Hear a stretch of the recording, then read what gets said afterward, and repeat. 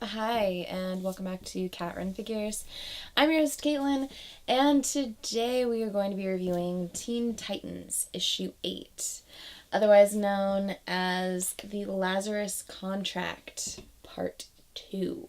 So, this is the main cover. I love the fact that we get to see the makeup of both teams, and in the background, we actually get to see Deathstroke's mask. So before I get into it, I just wanted to show off the connecting covers.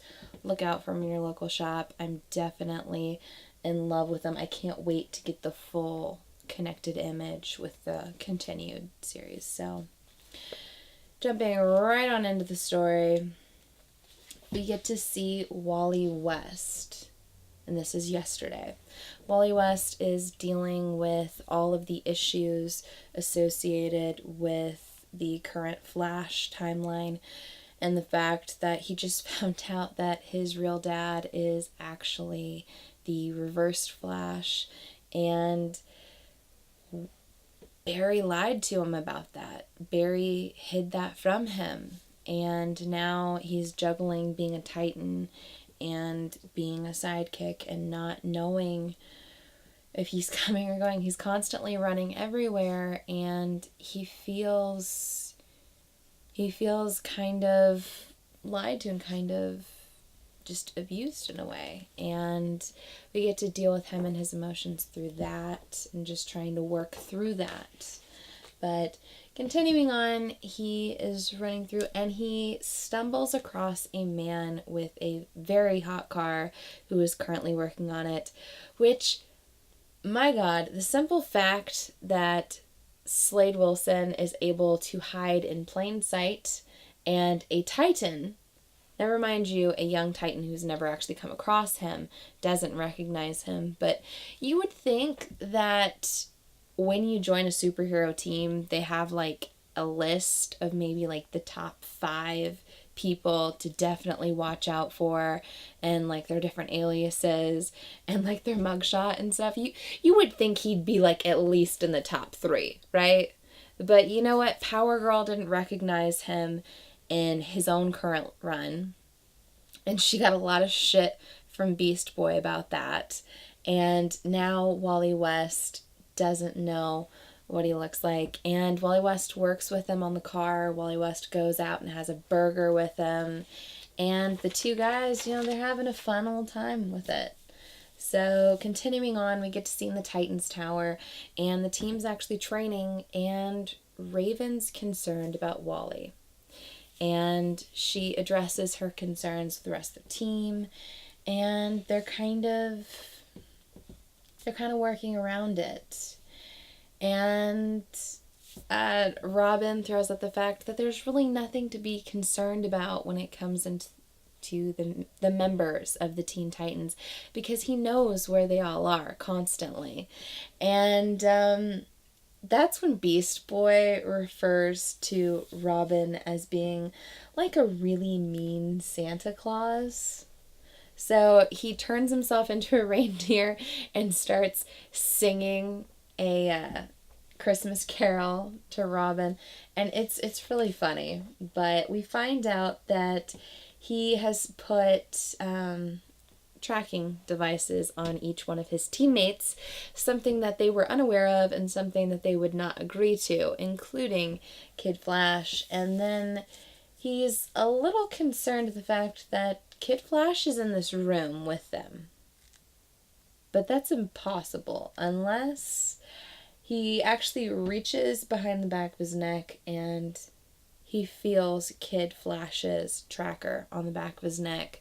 And he says the only person who could have gotten away with this, except Father, would have been. He destroys the tracker and then states that there's a pretty good chance that Kid Flash is already dead. So continuing on to what's currently going on, we get to pick up where the two Wallies are coming face to face, and Deathstroke's of course there. So Wally West Flash is definitely telling Wally West Kid Flash not to trust Deathstroke, that he's evil. don't help him no matter what, until Deathstroke shocks him. And, you know, he really didn't need two Flashes. He just needs one of them to help him. So he takes off his mask and he lays it all out on the line for Wally West, Kid Flash. And he tells him that he's Deathstroke and he's destroyed countless lives. And right now he would like to offer Kid Flash a proposition to end Deathstroke, to where he would never again kill, and he would save a countless amount of lives. All he has to do is help him regain his son once more. So continuing on, we get to see in Manhattan the Titans Tower, the older Titans, not the Teen Titans, but they're working through the fact that Wally is still missing. They don't know where the hell he is. They're running around and they get something kind of strange sent to them. It's a recording of someone talking to Deathstroke. And clearly it's from some time ago. So then on the screen, you get to see Damian Wayne, Robin, and his current Teen Titans team. And he's saying that they need to meet them on the roof now. So this is the first time we get to see both the Teen Titans and the Titans come face to face. And I'm kind of in love with this whole just splash page in the mock-up, and you get to see each of the members, how they would face off with one another. And of course, Damian Wayne, jumping the gun, declares that Nightwing is a traitor. So Nightwing, trying to tell Damian to calm down and to listen, Damian tells him that his father had that camera implanted in the Robin chest plate when Dick Grayson was still a Robin, and he caught that all on camera. Dick made a deal with Deathstroke.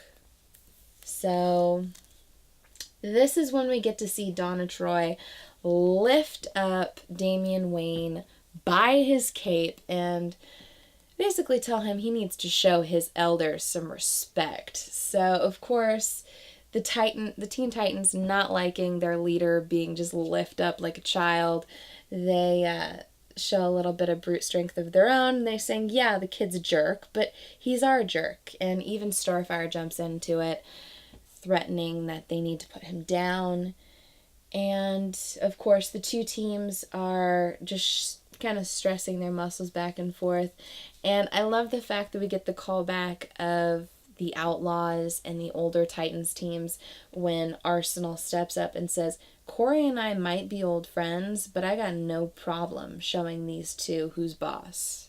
So, of course, he's referring to Aqualad and Raven and a couple of the other kids. But finally, it's Nightwing getting them all to calm down, and he wants to tell him that he's figured it out. Everything that's going on, why Deathstroke would need two speedsters. Time. Time is the key.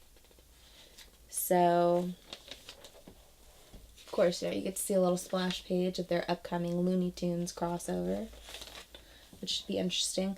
But continuing on with what's currently going on, we get to see Deathstroke, and Deathstroke wants to show Wally exactly what his motivations are for needing his help. So we find out that with Deathstroke's fancy new icon suit that he's been wearing in his own current book, it is allowing him to actually be able to travel speeds with a speedster. So with the help of Kid Flash, he is in fact able to travel throughout, and he shows him everyone that he's hurt. He shows him Rose, who is still currently in the hospital from Deathstroke's current run. It shows him Joseph, who's just completely strung out of his mind currently. And it shows him Grant, his dead son, the son who died as a result of him wanting to defeat the Titans and him being injected by a super serum that didn't go so well for him. So finally it ends off with him saying that if he can help him, if he can reverse what happened to his son, to save his son's life, he will have killed Deathstroke. He will no longer kill. He will no longer wear the suit. He won't be any harm to anyone ever again. And that's when Wally thinks about it. And he's saying, if he ends him forever, then that could really help. But Wally's never used his powers like that before. I mean, they're going to need to work together to make this happen. And then he realizes Deathstroke isn't actually with him. And he's saying, I said I'd help you, Deathstroke. And he's chasing after him until he realizes that Deathstroke already got what he needed. And that's when we get to see both the Titans teams show up at the very location that Deathstroke is holding the two speedsters, the two Wally Wests at. And I love it because they're actually getting down. And Nightwing is telling them to stay sharp and that they need to stick. And then Damian Wayne screams out, "Titans together." And I love it because there's a little bit of inner disputing between the groups. Like, is he even allowed to boss us around? And it's like, you know what? He just did. So we get to see all of the different makeups, like Omen and Raven dealing with each other. And we get to see the new Aqualad and Tempest. And Tempest is saying, like, hey, are you Atlantean? I've never met you before. I've never seen you before. How is that even possible? And Aqualad's basically telling him that he doesn't really know what he is. That's why he joined the Teen Titans, hoping they could help him. And Tempest agreeing that he would like to help him moving forward. And we even get to see Corey and Donna talking about the two of them. Neither one's ever shied away from a fight, and maybe they should actually be in charge of these Titans teams. And we even get to see another little sibling rivalry moment between the two Robins, both Nightwing and Robin dealing with it, until they stumble across their two friends, both Wally West Flash and Wally West Kid Flash, and the Titans get attacked by a supercharged Deathstroke in his now recolored Icon suit. So I'm not sure if the Icon suit is going to allow him to travel through time, or if it needed to be supercharged by being around speedsters to get him to be able to use this kind of time displacency and speed. I'm not entirely sure about this, but it seems like his Icon suit can basically do whatever it is they need him to do, which is kind of awesome. I'm kind of in love with that concept. It leads to a lot more in the stories. But the next issue is going to be the fastest killer alive, and that is going to be in Deathstroke issue 19.